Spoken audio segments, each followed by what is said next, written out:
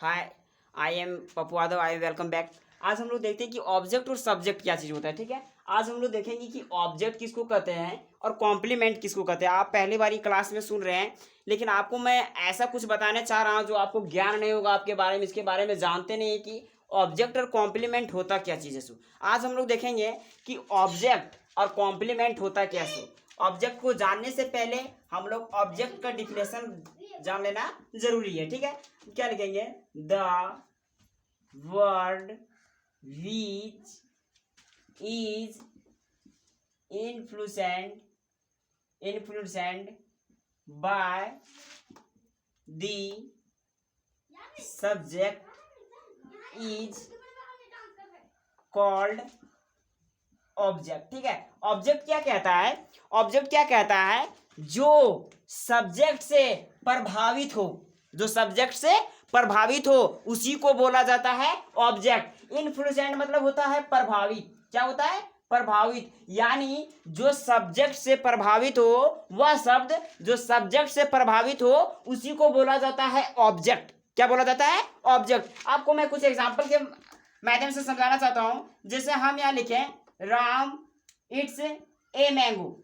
Ram it's a mango. अब बताइए, हम यहाँ मान लिए ये राम है, ये राम है और ये मान लीजिए मैंगो है। जब ये राम मैंगो को खाएगा, जब ये राम है मैंगो को खाएगा तो किसको प्रभावित करेगा? मैंगो को प्रभावित करेगा ना। यानी राम जो खाएगा मैंगो को तो मैंगो को प्रभावित करेगा कि नहीं? यानी जिसको प्रभावित करेगा उसी को हम लोग कौन सी बोलेंगे? ऑब्जेक्ट बोलेंगे। क्या बोलेंगे? ऑब्जेक्ट। और राम है सो क्या है? सब्जेक्ट है। और इट्स है सो क्या है? वर्ब है। वर्ब है ना। यानी जिसको प्रभावित करेगा उसी को बोलते हैं हम लोग ऑब्जेक्ट। क्या बोलते हैं? ऑब्जेक्ट। यानी प्रभावित करेगा ना। आम को खाएगा तो किसको प्रभावित कर रहा है? आम को ना। और सब्जेक्ट है सो किसको प्रभावित कर रहा है? राम है सो सब्जेक्ट है। और प्रभावित किसको कर रहा है? आम को कर रहा है। तो आम मेरा कौन सी हो जाएगा? ऑब्जेक्ट हो जाएगा। क्या हो जाएगा?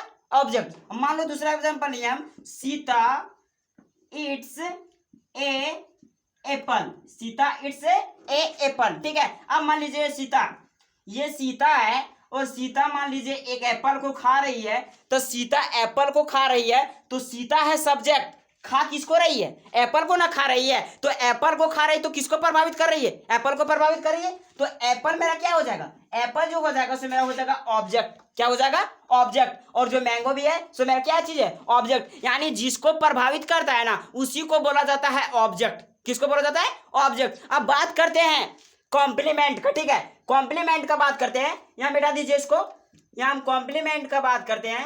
कॉम्प्लीमेंट, कॉम्प्लीमेंट का बात करते हैं। एग्जाम्पल मिटा देते हैं।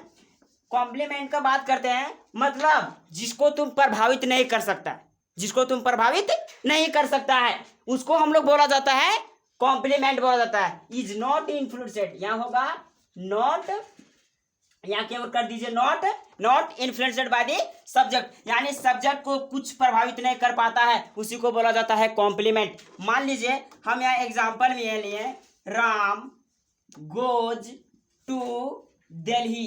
Ram goes to Delhi. अब मान लीजिए ये राम है, ये राम है। राम जब दिल्ली जाएगा तो क्या दिल्ली जाएगा? दिल्ली बड़ा था तो छोटा हो जाएगा, दिल्ली था बड़ा तो छोटा हो जाएगा।